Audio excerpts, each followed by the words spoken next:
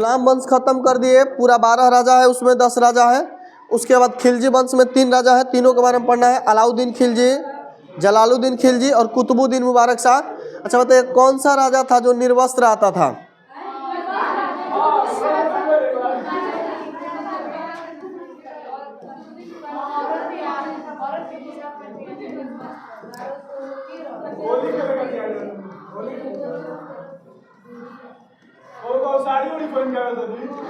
कुतुबुद्दीन मुबारक शाह खिलजी था, निर्वस्त्र भी जाता था और महिलाओं को। देखो अगला हम लोग पढ़ेंगे तुगलक वंश। तुगलक वंश का कार्यकाल कब से कब तक होगा बोलो? 1320 से ना, 1320 से 1414। इसके बारे में हम आप लोग को बताए थे कि पूरा दिल्ली सल्तनत में सबसे हल्ला मत कीजिए, कम हल्ला कीजिए, वीडियो बन रहा है कल जैसा। तुगलक वंश के पूरा मतलब दिल्ली सल्तनत में जो वंश शासन किया है उनमें सबसे ज़्यादा दिन तक यही शासन किया है, 96 बरस।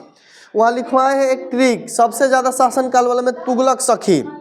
तुगलक वंश कई बरस? 96 बरस। तो ये सबसे ज़्यादा बार शासन किए हैं। कई बार शासन किए हैं?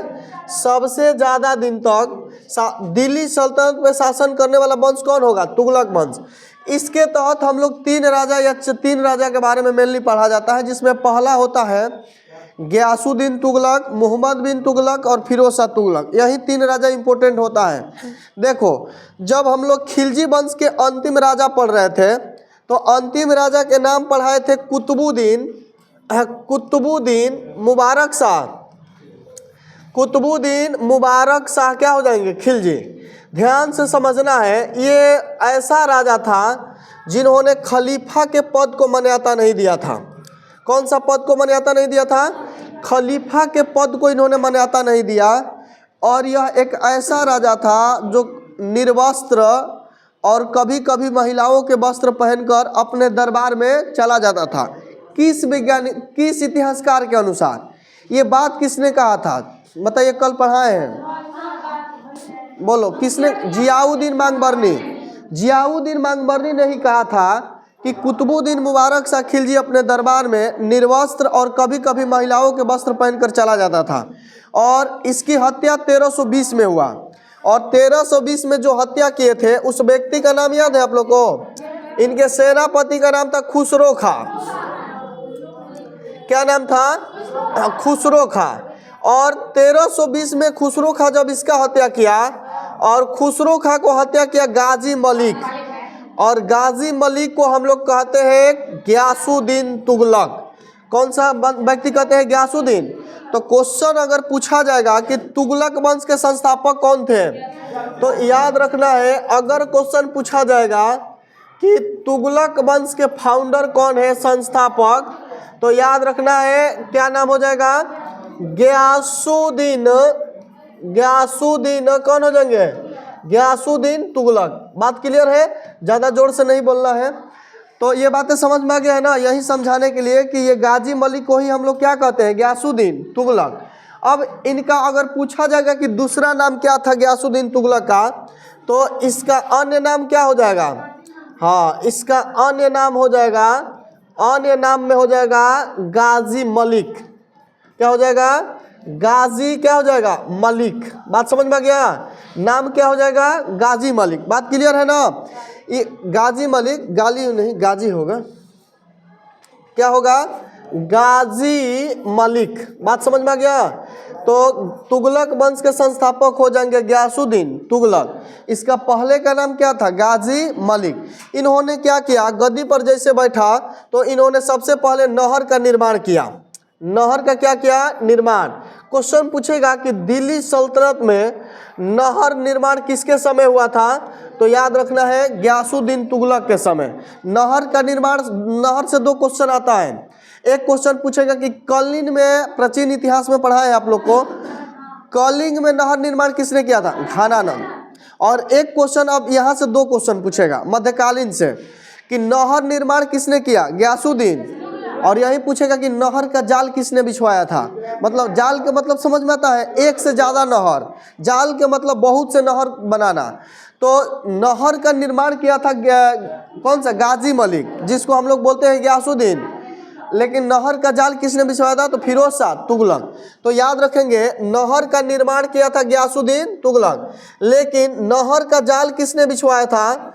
नहर का जाल जो बिछवाया था जाल, उस व्यक्ति का नाम था FST। क्या नाम हो जाएगा? मतलब समझ लेना है, फिरोज शाह तुगलक। बात क्लियर है? तो बोलिए तो तुगलक वंश की स्थापना किसने किया था? गयासुद्दीन तुगलक। तुगलक वंश कितना साल शासन किया है दिल्ली में? 96। सबसे ज्यादा दिन तक यही किया है। गाजी मलिक किसका नाम था? गयासुद्दीन तुगलक का। नहर निर्माण किसने किया था? और नहर का जाल किसने बिछवाया था? अब ध्यान से समझना है। अब तुगलक जो गयासुद्दीन तुगलक है, अब ज्यादा दिन तक वेट नहीं किया, अन्य राजाओं की तरह यह भी आरंभ युद्ध करना प्रारंभ कर दिया। तो समझेंगे जैसे कल हम लोग अलाउद्दीन खिलजी के नक्शा पे समझे थे ना, उसी तरह यहाँ पे भी फिर समझेंगे नक्शा पे ही कि कैसे इन्होंने आक्रमण किया। टॉपिक के नाम डाल देते हैं गयासुद्दीन तुगलक का अभियान। क्या हो जाएगा? गयासुद्दीन तुगलक का क्या हो जाएगा? तुगलक का अभियान। बात क्लियर है? कल पूरा अलाउद्दीन खिलजी के बार बार रिवाइज कर लीजिएगा, क्योंकि बहुत ज़्यादा क्वेश्चन पूछा जाता है, यही सबसे क्वेश्चन पूछा जाएगा। इन्होंने क्या किया था गयासुद्दीन तुगलक ने कि सबसे पहले यहाँ दिल्ली का एरिया हो जाएगा। दिल्ली में ये एरिया में कौन से बैठे होंगे? गयासुद्दीन। जौना खान लिखते चले, छोटा नाम है, समझ नहीं लिखते हैं। गयासुद्दीन क्या हो जाएंगे? गयासुद्दीन तुगलक। बात क्लियर है? और इनका एक गुलाम था जिसे दरबार में रहने वाला, जिसका नाम था जौना खान। यहाँ रह रहे थे, मतलब ये रियल में यहाँ नहीं थे, ऐसे हम नक्शा में अपना हिसाब से पढ़ा रहे हैं, ठीक है, समझाने के लिए। यहाँ मान लीजिए कि जौना खान था। और इन्होंने क्या किया गयासुद्दीन तुगलक ने कि जैसे ही जब इनको स्वतंत्रता मिला गद्दी पर बैठने के लिए, तो ज़्यादा दिन तक वेट नहीं किया। इन्होंने कहा कि अब हम भी युद्ध करेंगे। तो इन्होंने सबसे पहले दक्षिण भारत को चुना। कौन सा भारत को? और दक्षिण भारत में दो एरिया था, एक ये हो जाएगा और एक ये जो एरिया था वह तेलंगाना का एरिया था। किसका एरिया था? तेलंगाना का एरिया था। और ये एरिया था किसका? बंगाल का। किसका एरिया था? बंगाल। बात क्लियर समझ में आ रहा है? आराम से समझना है। गयासुद्दीन तुगलक ने कहा अपनी गुलाम से या सेनापति जौना खान से कि आप जाइए दक्षिण भारत में आक्रमण करने। और जौना खान ने क्या किया कि इन्होंने दक्षिण भारत में आक्रमण किया। और आक्रमण सबसे पहले इन्होंने कहाँ किया? तेलंगाना पे। किसके कहाँ किया? तो क्वेश्चन पूछा जाएगा कि गयासुद्दीन तुगलक का पहला आक्रमण कहाँ था? तो यहाँ रियल में गयासुद्दीन तुगलक नहीं आए थे, इन्होंने अपनी सेनापति को भेजे थे, जिसका नाम क्या था? जौना खान। और जौना खान तेलंगाना पर आया और तेलंगाना को जीत लिया। और यहाँ तक जीता कि यहाँ से बहुत सारा धन संपदा ले गया, मतलब बहुत ज़्यादा इन्हें अथाह धन मिला। जैसे ही धन लेकर गया, थोड़ा सा तेलंगाना के बारे में बताइए आप लोग। तेलंगाना जो था, इसकी स्थापना कब हुआ था? याद है? 2 जून 2014 को। इसकी राजधानी मालूम है आप लोग को? हैदराबाद। क्या हो जाएगा? हैदराबाद। और याद रखना है यही तेलंगाना है जहाँ पे एक स्थल है वारंगल। क्या स्थल है? और इसी वारंगल पे आक्रमण किसने किया था? अलाउद्दीन खिलजी, मलिक कफूर, ठीक है। तो तेलंगाना के बारे में बहुत सारे क्वेश्चन होगा। इन्होंने जौना खान ने जब तेलंगाना पे आक्रमण किया, तेलंगाना से धन संपदा ले गया। देखो ये दोनों में सबसे जोग राजा कौन था? इन दोनों में सबसे जोग राजा कौन थे? बोलो, इन दोनों में सबसे जोग था, इन दोनों में बेहतरीन कौन होगा? ये गयासुद्दीन तुगलक। इन्होंने जब यहाँ से धन लूट कर ले गया तो गयासुद्दीन तुगलक का लालच बढ़ गया। कहा कि हमसे कमजोर राजा अगर किसी स्थान पे आक्रमण करके इतना धन लूट सकता है, ला सकता है, तो हम तो इनसे शक्तिशाली थे, हम अभी भी इनसे शक्तिशाली हैं। लोगों ने इनका मनोबल बढ़ा दिया। किसका? गयासुद्दीन। कहा, किसी ने बता दिया कि बंगाल पे जाइए, बंगाल अगर लूटिएगा तो आपको बहुत धन मिलेगा, ठीक है। और इन्होंने उसी लालच में बंगाल पे आक्रमण किया। और जब बंगाल पे आक्रमण किया उस समय बंगाल कंगाल था। क्या था? बंगाल क्या था? कंगाल था। यानी कहने का मतलब कि बंगाल में जब आया जिस उद्देश्य से, वहाँ कुछ मिला नहीं, मुंह लटका लिया। मुंह इस बात के लिए लटकाया था कि हमसे छोटा एक राजा लूट के लेके गया है, हम अगर यहाँ आके विफल होके जाएंगे, असफल होके जाएंगे, तो कितना बड़ा लेवल पर इथी होगा, बदनामी होगा। यही बात इनके मन में चल रहा था, क्योंकि बंगाल में तो कुछ मिला नहीं। तब इन्होंने क्या कहा कि सोचा कुछ कि आखिर इतना मतलब हम काम कैसे करेंगे, लज्जित हो जाएंगे इनके सामने, कुछ ना कुछ करके जाएंगे। तो इतना कहानी समझ में आया ना। यहीं पे था दिल्ली में उस समय बैठा था गद्दी पे निजामुद्दीन औलिया, मतलब साइड में था क्या नाम था,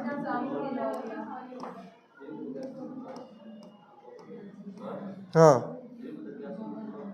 हाँ मतलब दिल्ली के ही एरिया में था ये भी, निजामुद्दीन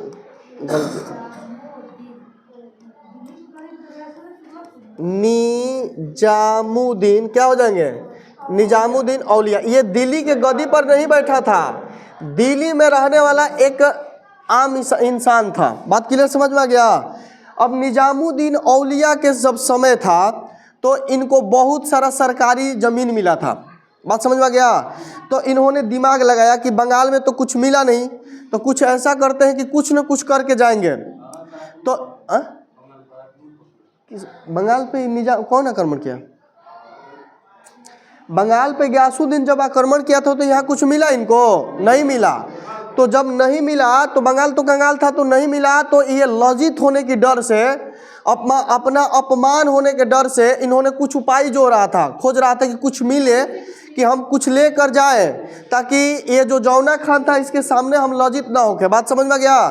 तो इन्होंने क्या किया कि उस समय निजामुद्दीन जो औलिया था इनके निशाने पे था, उस समय निजामुद्दीन औलिया को बहुत सारा सरकारी ज़मीन मिला था, दान में ज़मीन मिला था, सरकारी नहीं था। तो गयासुद्दीन तुगलक ने कहा, यहाँ से आया था जब, इन्होंने कहा एक लेटर लिखा। क्या लिखा, एक लेटर लिखा। बात समझ में आ गया। और लेटर्स में लिखा कि निजामुद्दीन औलिया के पास लिखा, कहा कि जो दान में ज़मीन मिली हुई है उसका हिसाब ठीक करके रखिए, हम आ रहा हूँ, आधा चाहिए हमको ज़बरदस्ती, क्योंकि इसको तो कुछ लेना था, कुछ लेकर जाना था। बात समझ में आया। तो इन्होंने क्या कहा कि एक लेटर लिख के, उस समय घोड़ा भी बहुत तजुर्बा वाले लोग होते थे, घोड़ा चतुर, आज भी चतुर होते हैं घोड़ा को सिखाया जाता है, अगर बैठने के लिए बोलेगा तो। कुत्ता इतना चतुर हो गया तो घोड़ा तो अलग बात है। तो उन्होंने घोड़ा के माध्यम से उस लेटर को लिख के घोड़ा को पकड़ा दिया, और घोड़ा जाकर इनके पास रख दिया, गिरा दिया लेटर। और निजामुद्दीन औलिया जब लेटर पढ़े तो उसमें सीधा लिखा हुआ था कि सुनो निजामुद्दीन औलिया, जो दान में भूमि मिला हुआ है उसका हिसाब आप करके तैयार रखे, मैं आ रहा हूँ, ठीक है। तो उसी समय उस लेटर को पढ़ने के बाद निजामुद्दीन औलिया ने क्या कहा था, हुजूर दिल्ली अभी दूर है। ये हम लोग भी बोलते हैं, असंभव काम को नहीं बोलते हैं। तो ये अगर पूछ लिया जाएगा कि ये कथन किसने कहा था कि हुजूर दिल्ली अभी दूर है, निजामुद्दीन औलिया। बात समझ में गया। क्या कहा था इन्होंने, कथन क्या था इनका, कथन था हुजूर क्या था, दिल्ली अभी दूर है। बात समझ में गया। तो अब इन्होंने क्या किया, पढ़ लिया आराम से। अब इन्होंने क्या किया कि इस लेटर को देने के बाद स्टार्ट कर दिए जाना, क्योंकि बंगाल और दिल्ली का तो डिस्टेंस काफ़ी है। इन्होंने जाने लगा घोड़ा के माध्यम से। उस समय रथ उथ का व्यवस्था था, वो उस समय ट्रेन हेलीकॉप्टर नहीं थी कि उड़िए तुरंत चले जाए दिल्ली, वैसा कुछ व्यवस्था नहीं था। ये घोड़ा उड़ा के माध्यम से जाया जाता था। इन्होंने स्टार्ट किया यहाँ से जाना निजामुद्दीन औलिया के पास में। बीच रास्ता में रात हो गया। बात पहले के लोग जाते थे बैलगाड़ी से ससुरारी, अपना बैलगाड़ी से दूल्हा लोग भी जाता था पहले, हाँ बाराती वहीं। तो उस समय जाने में 2-3 दिन लग जाता था। पहले की बारात जो होती थी उस समय ले लिया जाता था, क्या बोला जाता है, चाना के सातु होतु, बीच में रुककर वहीं खाना वाना होता था। और पहले के ज़माने में जो राम लक्ष्मण जो मिठाई का प्रजाति है, राम लक्ष्मण जो बुनिया का मिठाई बनता है और आटा वाला, वो चलता था पहले। तो इस सब इन्होंने क्या किया, बीच रास्ता में इनकी रात हो गया और इनके पास ठहरने के लिए कोई व्यवस्था ही नहीं था। तो इन्होंने तुरंत संदेश दिया किसको, जौना खान को, कहा कि आप हमको रहने के लिए बीच रास्ता में व्यवस्था बनाइए। ये जौना खान क्या किया कि इन्होंने यहीं पे यूपी में अफगानपुर एक जगह पड़ता है बीच में ही, जहाँ रुका था। यूपी में कौन सा जगह है, अफगानपुर में इन्होंने एक लकड़ी के महल बनवाया था। लकड़ी के क्या बनवाया था, महल। इसी महल में रुकने के लिए कहा, किसको, गयासुद्दीन तुगलक को। और जैसे ही बेचारा उस लकड़ी के महल में रहे, रात में यह महल धंस गया वह डेट था 1325। 1325 महल, लकड़ी के महल गिरने के कारण, हाँ गिरने के कारण किसकी मृत्यु हो गया? कारण मृत्यु हो गया गयासुद्दीन तुगलक का। बात क्लियर समझ में आया? अब जब गयासुद्दीन तुगलक मर गए तो राजा कौन बनेगा अब अगला? जौना खान। बात क्लियर है? तो अब ये पूरा कहानी समझ में आया कि नहीं आया? बोलो कोई दिक्कत है? अगर दिक्कत होगा तो बताइए, फिर से बताएंगे। घर बस गया था और किससे? लकड़ी के महल था और पहले की लकड़ी मजबूत होती थी। बात क्लियर है ना? समझ में आया? अब देखो, अब क्वेश्चन पूछा जाता है कि इस अभियान के दौरान दो चीज का नाम चेंज हुआ था। एक तेलंगाना का भी नाम चेंज हो गया और एक जौना खान का भी नाम चेंज हो गया। आक्रमण के बाद जौना खान का भी नाम क्या हो गया? चेंज हो गया। यानी कहने का मतलब है कि तेलंगाना का नाम हो गया सुल्तानपुर। क्या हो गया? सुल्तानपुर। और जौना खान का नाम हो गया MBT। क्या हो गया? जौना खान का नाम क्या हो गया? MBT। बात क्लियर हो गया? मोहम्मद बिन तुगलक। तो ये दोनों, गयासुद्दीन तुगलक का कहीं पेपर में दे देगा गाजी मलिक, ठीक है, और इसका नाम कहीं दे देगा जौना खान। तो ये बातें सब कुछ समझते चलना है, दोनों का उपनाम था। क्लियर है ना? तो ये पूरा कहानी समझ में आया गयासुद्दीन तुगलक के बारे में। इन्होंने तुगलक वंश की स्थापना किया था। इनका पहले का नाम था गाजी मलिक। क्या नाम था? गाजी मलिक। नहर का निर्माण करवाया, लेकिन नहर का जाल किसने बिछवाया था? फिरोज शाह तुगलक। इन्होंने बहुत ज़्यादा तक वेट नहीं किया, अभियान करने लगा और अपनी सेनापति के बदौलत दक्षिण भारत पर अभियान किया और सबसे पहले तेलंगाना पे आक्रमण करवाया। कौन किए थे? जौना खान। तेलंगाना को जीता, धन मिला, तो इन लोगों ने, इनका इच्छा बढ़ गया कि अब हम बंगाल पे आक्रमण करेंगे, क्योंकि इनको किसी ने कह दिया था कि बंगाल में बहुत धन है, आप जाइए लूटिए मिलेगा। लेकिन बंगाल क्या था? कंगाल, कुछ नहीं था बंगाल के पास। आए यहाँ अभियान किए, कुछ नहीं मिला, मुंह लटका लिए। फिर इन्होंने खोजा कि कुछ उपाय खोजेंगे न तो इसके सामने हम बड़ी अपमानित होंगे, क्योंकि छोटा राजा है, लूट के इतना बड़ा बड़ा गया है काम। तो इन्होंने क्या कहा कि दिल्ली में जो निजामुद्दीन औलिया के पास दान में भूमि मिला था, उस भूमि को कहा कि आप तैयार रखिएगा। लेटर लिखकर घोड़ा को दिया और वह पढ़ा। तो उस समय कहा था किसने कि हुजूर दिल्ली अभी दूर है। किसका कथन था? निजामुद्दीन औलिया को, क्योंकि ऐसा अंदाजा लगाया गया था, इतिहासकारों का कहना था कि निजामुद्दीन औलिया को यह मालूम था कि गयासुद्दीन तुगलक पहुंच नहीं पाएंगे, इसीलिए कहा था कि हुजूर दिल्ली अभी दूर है। जैसे किसी को कोई काम करने के मतलब नहीं हो पाता है काम, तो लोग क्या कहते हैं असंभव काम को कि हुजूर दिल्ली अभी दूर है, ऐसा हम लोग भी बोलते हैं। तो इनका काम क्या हुआ? समाप्त हुआ। अगला राजा गद्दी पे कौन आएंगे? मोहम्मद बिन तुगलक। मोहम्मद बिन क्या हो जाएंगे? मोहम्मद बिन तुगलक। याद रखना है, मोहम्मद बिन तुगलक। इनका टाइम पीरियड कब से कब तक चलेगा? 1325 से 1351 कब तक चला था? और इससे पहले जो राजा बने थे गयासुद्दीन, अगर उनका टाइम पीरियड पूछेगा तो 1320 से 25 तक। क्लियर है ना? तो अब देखिए मोहम्मद बिन तुगलक के बारे में पढ़ेंगे।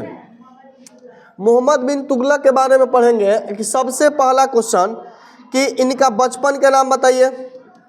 अभी बताए हैं, क्या नाम था? जौना खान। क्या नाम था? जौना खान। बात क्लियर है ना? याद रखना है, इनका बचपन के नाम था जौना खान। एक अंग्रेज था एल्फिस्टन। किसके बारे में बताया था? एल्फिस्टन। रजिया सुल्तान के बारे में क्या कहा था? क्या कहा था? देखो, एल्फिस्टन ने कहा था, एल्फिस्टन ने MBT को आंशिक पागल कहा था। क्या कहा था? आंशिक पागल। मतलब ये बात कहा था कि आंशिक पागल है, ऐसे पागल सुल्तान भी कहा जाता है। क्या कहा था? बोलो। एल्फिस्टन के अनुसार मोहम्मद बिन या एल्फिस्टन ने मोहम्मद बिन तुगलक को क्या कहते हैं? आंशिक पागल। क्या कहते हैं? क्लियर है ना? बचपन का नाम क्या हो जाएगा? जौना खान। इनको रक्त पिचासु भी कहा जाता था। एक और अन्य नाम है, क्या कहा जाता था अन्य नाम में? रक्त पिचासु। क्या कहा जाता था?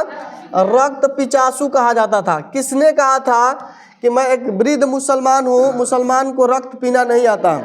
जलालुद्दीन फिरोज शाह। और इनका जो था मोहम्मद बिन तुगलक का इनको क्या कहा जाता था? रक्त पिचासु। क्या कहा जाता था? देखो ये दिल्ली सल्तनत के सबसे पढ़ा लिखा राजा थे। दिल्ली सल्तनत के अगर पूछ लिया जाएगा, सल्तनत के सबसे पढ़ा लिखा राजा कौन होगा? सबसे बड़ा पढ़ा लिखा राजा थे जिसका नाम था मोहम्मद बिन तुगलक। पढ़ा लिखा शासक थे या राजा थे। इनको कितनी भाषा का ज्ञान था? 23। इन्हें कितने भाषा का ज्ञान था? तो याद रखना है, इन्हें टोटल 23 भाषा का ज्ञान था। कितना भाषा का ज्ञान था? 23 भाषा का क्या था? ज्ञान था। जिनमें से ये ज्योतिष भी जानते थे, भूगोल भी जानते थे, खगोल, गणित का भी ज्ञान था। किस चीज़ का ज्ञान था? गणित का भी ज्ञान था, मैथ भी जानते थे।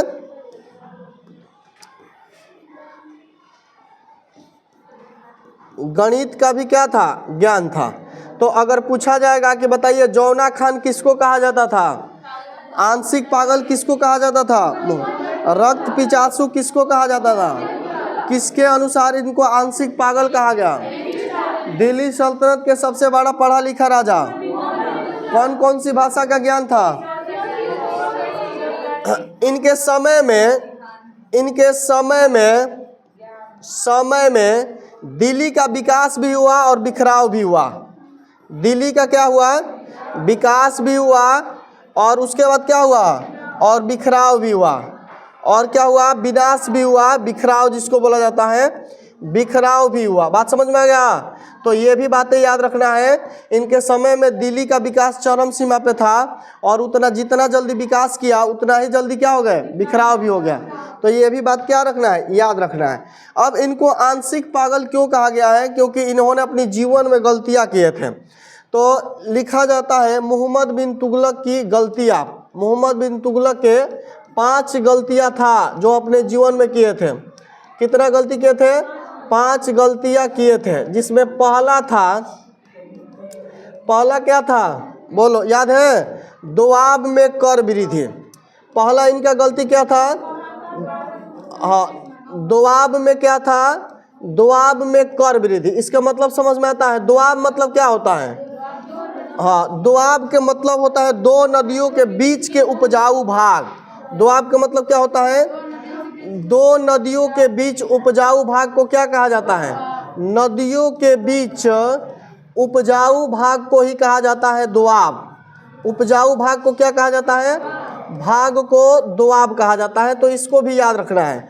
ये क्या किया एमबीटी कि दोआब में कर में वृद्धि कर दिया। जैसे उस समय जब इन्होंने दोआब में कर वृद्धि कर रहा था, उस समय अकाल पड़ा हुआ था।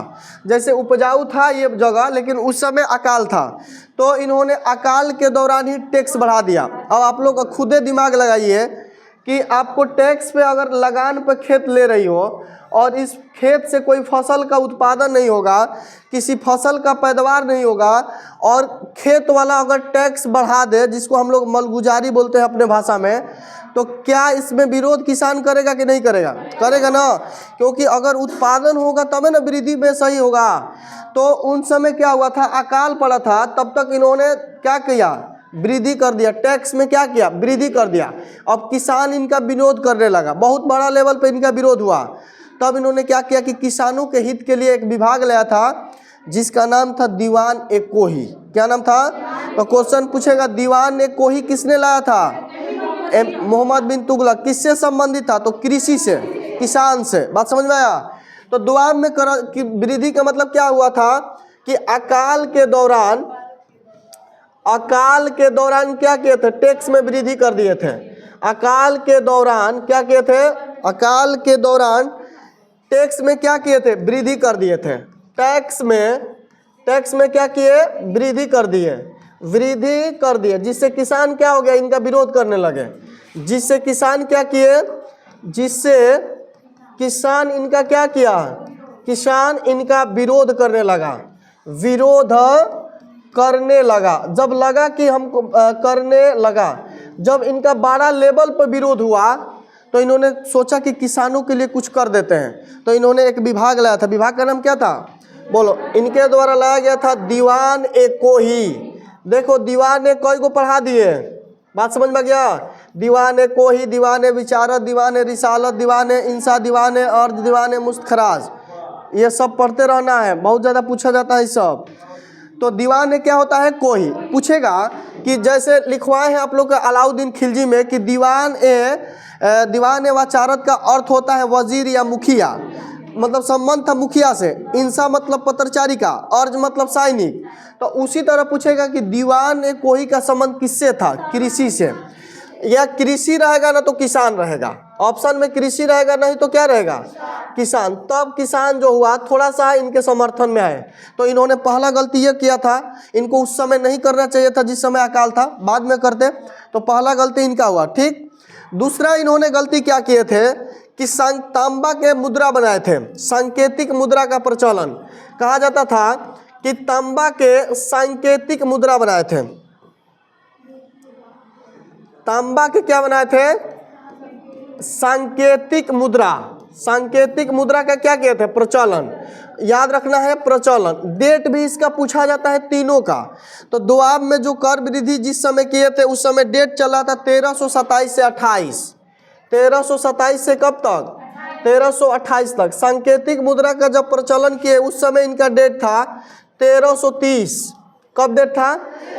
अब हुआ क्या कि इन्होंने तांबा का सांकेतिक मुद्रा का प्रचलन किया, जो वह मुद्रा चला नहीं, मतलब और क्या हो जाएगा? मुद्रा का दुरुपयोग किया गया बड़ी लेवल पे।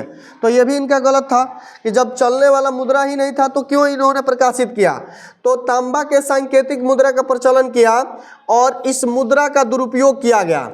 इस मुद्रा का क्या किया गया?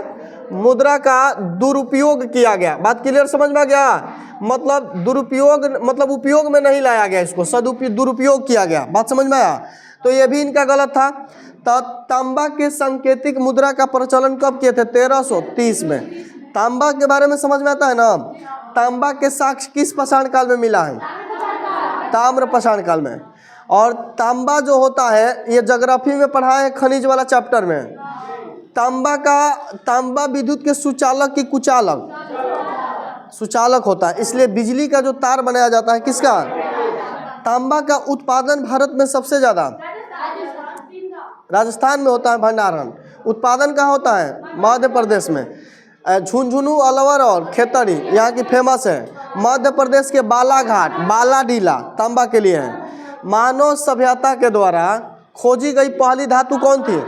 तांबा। कौन सी? बात क्लियर है ना? अच्छा एक बताइए, तांबा का ढेर किस पाषाण काल में मिला था? नहीं, सिंधु घाटी सभ्यता के किस स्थल में मिला था? मोहनजोदड़ो में मिला था। और चांदी कहाँ मिला था? हड़प्पा में। चांदी का ढेर हड़प्पा में, तांबा का ढेर मोहनजोदड़ो में। ये सब याद रखना है। तो दूसरा गलती समझ में आया, सांकेतिक मुद्रा का क्या किया? प्रचलन। तीसरा भी इन्होंने गलती किया था। इन्होंने क्या किया था कि क्या बोला जाता था? इन्होंने अफगान के डर से, किसके डर से?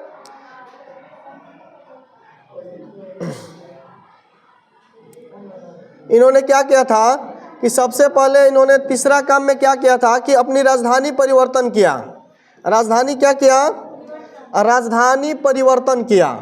और ये राजधानी परिवर्तन किए थे कब? ये भी डेट पूछ लिया जाता है। तो 1326 से 27 के बीच में। कब किए थे? 1326 से कब? 1327 के बीच में राजधानी परिवर्तित किए थे। देवगिरी से दौलताबाद। कहाँ लाए थे? देवगिरी से कहाँ लाए थे? देवगिरी से दौलताबाद लाए थे। दौलताबाद। बात क्लियर है ना? तो इन्होंने भी राजधानी परिवर्तन किया था। क्यों? इस्लाम धर्म के प्रचार करने के लिए। किसके लिए? और दक्षिण भारत में अफगान से ये लोग डरते थे, और उसके बाद इस्लाम धर्म के प्रचार करने के लिए इन्होंने राजधानी कहाँ लाया था? तो ये भी कई बार के पूछा गया क्वेश्चन है कि मोहम्मद बिन तुगलक जो था अपनी राजधानी देवगिरी से कहाँ स्थापित किया था? दौलताबाद। क्लियर है? इसके बाद चौथा काम क्या किया था गलती में? तो एक खुरासाल का युद्ध हुआ था। चौथा कौन सा युद्ध हुआ था? खुरासाल। खुरासाल का जो युद्ध हुआ था, ये युद्ध चला था 1336 से 1337 में। और इन्होंने इस युद्ध के लिए 3 लाख सैनिक का गठन किए थे। देखो गलती क्या किए हैं? गलती इनका क्या था कि जब इनको खुरासाल का युद्ध करना था तो इन्होंने सैनिक का गठन किया, और वह सैनिक का कितना था, 3 लाख सैनिक। कितना सैनिक? 3 लाख सैनिक के ये गठन किए थे, और ये गठन करके रेडी कर रहे थे, ये रेडी हो गए थे 3 लाख सैनिक कि हम युद्ध करेंगे, खुरासाल का युद्ध। और इन 3 लाख सैनिकों को अग्रिम वेतन दे दिया था, पैसा पहले ही दे दिया था, वेतन 3 लाख को, 3 लाख सिपाही को। और जब युद्ध का समय आया तो जो खुरासाल के जो शासक था जिससे युद्ध करना था, उससे संधि कर लिया। संधि का मतलब क्या? मिल गया उनसे, बात विमर्श करके संधि कर लिया। बात क्लियर है ना?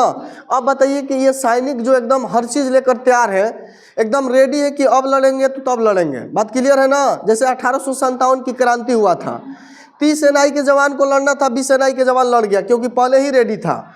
उसी तरह खुरासाल के युद्ध हुआ था, 3 लाख सैनिक ये पूरा हर ढंग, जैसे मान लीजिए कि आपको कहीं जाना है और आप एकदम सही ढंग से तरीका से तैयारी हो गए, एकदम जाने के लिए बहुत बड़ा लेवल पे इच्छा रखे हैं, और तुरंत वहाँ से कल आया कि आज नहीं जाना है, आपको आज नहीं आना है, कल आना है, थोड़ा सा अलग लगता है। तो ये सैनिक जो थे एकदम पूरा तरीका से तैयार थे कि युद्ध होगा, लेकिन जब तैयार थे, अब निकलने ही वाले थे, तब तक इन लोगों का पता चला कि संधि हो गया। क्या हो गया? अब ये सैनिक अपने में बौखला गए। बात क्लियर हुआ? बौखला गए मतलब अपने में लड़ने लगे, और लड़ते लड़ते इन लोगों को लगा कि बहुत बड़े लेवल पर सैनिक मर जाएंगे। तो इन्होंने क्या किया, मोहम्मद बिन तुगलक ने 5वां गलती कि इन्होंने हिमालय की एक चोटी है जिसका नाम है, क्या नाम था, कराचिल ऐसे करके जगह था, खुरासाल का युद्ध, कराचिल का युद्ध। अगला कहाँ भेज दिया? कराचिल में। कहाँ भेजा? कराचिल में। ये हिमालय के एक चोटी है, और पूरा सैनिकों को इन्होंने कहाँ भेज दिया? हिमालय के उद्गम चोटी है, मतलब उदग्र चोटी है जिसका नाम क्या है? कराचिल। 1337 से 1338 में इन्होंने भेज दिया पूरे सैनिकों को, कहा? कराचिल। और यहाँ पे सैनिक गए ना, अपने में लड़ कट के पूरा सैनिक क्या हो गए? मर गए। तो यही 5 गलती किए थे कौन? मोहम्मद बिन तुगलक। बोलिए पहला गलती, दोआब में कर वृद्धि। दूसरा गलती, तांबा के मुद्रा का। हाँ। तीसरा गलती, राजधानी। चौथा गलती, खुरासाल का युद्ध जो संधि किए थे। 5वां गलती, कराचिल भेज दिए थे सैनिकों को। क्लियर है ना? पहला का डेट होगा 27 से 28, 1327 से 1300, सांकेतिक मुद्रा 1330 में, 1326 से 27 में राजधानी परिवर्तन, और खुरासाल का युद्ध 1336 से 37, कराचिल का युद्ध 37 से। इन सब 5 कारणों से दिल्ली में रहने वाले कुछ लोग उब गए थे। अब मान लीजिए कि आप राजा हैं, आप ही गलती काम कर रहे हैं, तो जो प्रजा होगा वो खुद तबाह हो जाएगा आपसे। तो लोगों ने कहा कि अब इनसे हटना ही उचित है, तो इनसे विभाजन हो गया। जैसे मान लीजिए कि उस समय दिल्ली था, ये किसके समय? एमबीटी के समय। एमबीटी के समय क्या हुआ? एमबीटी के समय दिल्ली का विभाजन होने लगा इनकी गलती कामों से। इनसे 2 प्रांत अलग अलग टूट के अलग हो गया। 2 प्रांत क्या हुआ? टूट के क्या हो गए? अलग। जिसमें पहला प्रांत था जिसका नाम बताइए क्या था? ये था विजयनगर साम्राज्य। क्या नाम था? विजयनगर साम्राज्य। बात क्लियर है ना? और दूसरा था बहमनी साम्राज्य। कौन सा साम्राज्य था? बहमनी साम्राज्य। दोनों बातें समझ में आ रहा है? क्वेश्चन अगर पूछा जाएगा कि विजयनगर साम्राज्य दिल्ली से किसके समय अलग हुए थे? मोहम्मद बिन तुगलक, इनके गलती कामों से उब के। उसके बाद बहमनी साम्राज्य किसके समय? बोलो, मोहम्मद बिन तुगलक के समय। अब देखो, तुगलक वंश के बाद 2 और वंश आ गया, विजयनगर साम्राज्य और बहमनी साम्राज्य। ये भी वंश था, इनका अलग राजा हुए, इनका अलग राजा हुए। यानी कहने का मतलब है कि इन 5 वंशों के अलावा जब लोधी वंश खत्म होगा तो यहीं में आप दिल्ली सल्तनत में भी ये दोनों वंश आता है। और इनसे सबसे ज़्यादा क्वेश्चन पूछा जाता है कृष्णदेव राय से। बहुत ज़्यादा क्वेश्चन कृष्णदेव राय, देवराय प्रथम, देवराय द्वितीय के बारे में, सदाशिव राय के बारे में, अरबिडो के बारे में बहुत ज़्यादा क्वेश्चन पूछा जाता है। तो छोटा छोटा वंश है, पढ़ लेना है। एक दिन में एक खत्म हो जाएगा, एक दिन में एक खत्म हो जाएगा, बस दिल्ली सल्तनत क्या होगा? खत्म। तो इससे क्वेश्चन पूछ लिया जाता है कि दिल्ली सल्तनत से मोहम्मद बिन तुगलक के समय दो साम्राज्य अलग हुआ था। पहला का नाम था विजयनगर साम्राज्य, दूसरा का नाम, ये अलग हुआ था कब? 1336 में। हरिहर एवं बुक्का अलग किए थे इसको। हरिहर एवं बुक्का सहोदर भाई थे, एकलौता भाई। बात समझ में आया? हरिहर एवं बुक्का। तो क्वेश्चन 3 को यहाँ से याद रखना है। दिल्ली से विजयनगर कब अलग हुआ? 1300। किसने अलग किया? हरिहर एवं बुक्का। क्वेश्चन पूछेगा कि विजयनगर साम्राज्य के संस्थापक कौन है? नहीं, हरिहर एवं बुक्का। कौन हो जाएंगे? हरिहर एवं बुक्का। क्योंकि जो अलग करेगा वही ना स्थापना करेगा। बात क्लियर है ना? जैसे मान लीजिए कि 4 भाई है, तो 2 भाई जब अलग होते हैं तो उसका घर अपना मान लिया जाता है। ये अलग किए थे। उसके बाद बहमानी साम्राज्य अलग हुआ 1300। किस चीज का? कृष्ण देव राय। पढ़ाएंगे वहाँ कहानी में वास्तविक क्यों कहा जाता है, बता दे क्यों कहा जाता है, छोड़ दो, वहाँ पढ़ना है। बहमानी साम्राज्य की स्थापना कब हुआ था? 1300। यानी दिल्ली से ये कब टूटा था? 1347 में। ये दिल्ली से कब टूटा? 36 में। क्लियर है ना? इसको तोड़ा था हसन गंगू। किसने किया था? हसन गंगू। बात क्लियर है? तो ये 6 क्वेश्चन याद रखना बहुत ज़्यादा जरूरी है। पूछता है कि दिल्ली से विजयनगर साम्राज्य की स्थापना अलग हुआ था 1336 में हरिहर एवं बुक्का। 1347 में हसन गंगू ने किस साम्राज्य की स्थापना किया था? बहमानी साम्राज्य की स्थापना किए थे। ठीक है, इतना ही हुआ। इन दोनों के बीच में एक और डेट आता है, इससे 36 से पहले 1333। डेट क्या आता है? ये मान लो कि ये दरबार है। क्या है? दरबार है। 1333 में एक मोरक्को के यात्री आता है इनके दरबार में, मोरक्को के निवासी, जिसका नाम है इब्न तुत्ता। क्या नाम है? इब्न तुत्ता। जीडी वाला प्रीवियस क्वेश्चन में, पता ना इसको कई बार हम पढ़ाए हैं इब्न तुत्ता के बारे में। ठीक है, तो क्वेश्चन अगर पूछेगा कि 1300 वाला डेट सब याद है ना? बोलिए बोलिए। तो 1327 से 1328 में क्या हुआ? हाँ, 1300। हाँ, 1325 में क्या हुआ? किसका? किसका? गयासुद्दीन तुगलक का। गयासुद्दीन। 1330 में क्या हुआ? मुद्रा का प्रचलन हुआ। राजधानी परिवर्तन कब हुआ? 26 से 27। 36-37 में क्या हुआ? हल्का हल्का हल्का बोलिएगा, बोलो। 36-37 विजयनगर खुरासन का युद्ध, 37-38 कराची का युद्ध, 36 में विजयनगर, 47 में बहमानी, 1333 में मोरक्को के निवासी इब्न तुत्ता। अब क्वेश्चन पूछा जाता है, इब्न तुत्ता कहाँ का निवासी था? कब आया था? किसके दरबार में आया था? मोहम्मद बिन तुगलक। अब पूछा जाएगा इनकी बुक का नाम क्या था? बुक का नाम था रेहला।